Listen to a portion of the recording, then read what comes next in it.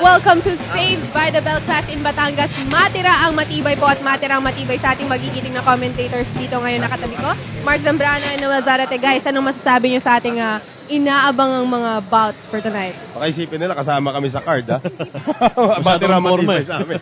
Well, ito nga po mga kaibigan, this is where we actually started our Saved by the Bell careers. Kami pong tatlo dito po sa Agoncillo, Batangas. So it's a reunion of sorts para rin po sa amin. But again, we are also celebrating the rebirth of Saved by the Bell right here on our new home, CS Sports and RPN, pati na rin Solar Sports. Of course, nabanggit nga ni Noel yung celebration. Of course, brand new set of fighters and a brand new channel to watch all these exciting fights. Of course, sa aming pagbabalik sa Agoncillo, Batangas. Huwag na po natin kayo paghintayin dito. We have 10 bouts to share with you. Let's get it on. This is Saved by the Bell.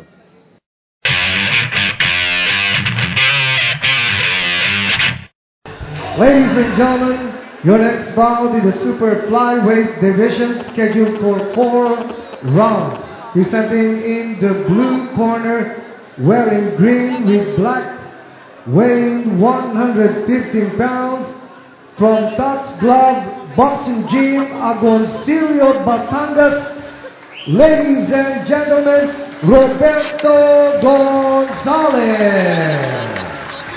And his opponent in the red corner, wearing orange and weighing 116 pounds, from Navarro Stable of Taguig City, ladies and gentlemen, Argent Caballero. The 3 judges for this contest, scoring on a 10-point system, Romy Yulo, Sammy Bernabe, and JZ De Guzman. Your referee in charge of the action inside the ring, referee Eddie Nobleza. Super flyweights naman po ngayon. 4 rounds of boxing pa rin po as we continue to bring you Saved by the Bell. Right here po sa ating venue sa Agoncillo Sports Complex, Poblacion, Agoncillo, Batangas. Ito pa rin po si Noel Zarte kasama si Mark Zambrano. They send the Z-Team back to Agoncillo. It's very important that you mentioned back dahil pangalawang pagbisita natin dito sa Agoncillo, Batangas. And just like the first time we were here, it's always a pleasure to cover boxing. Pero this time wala na yung mga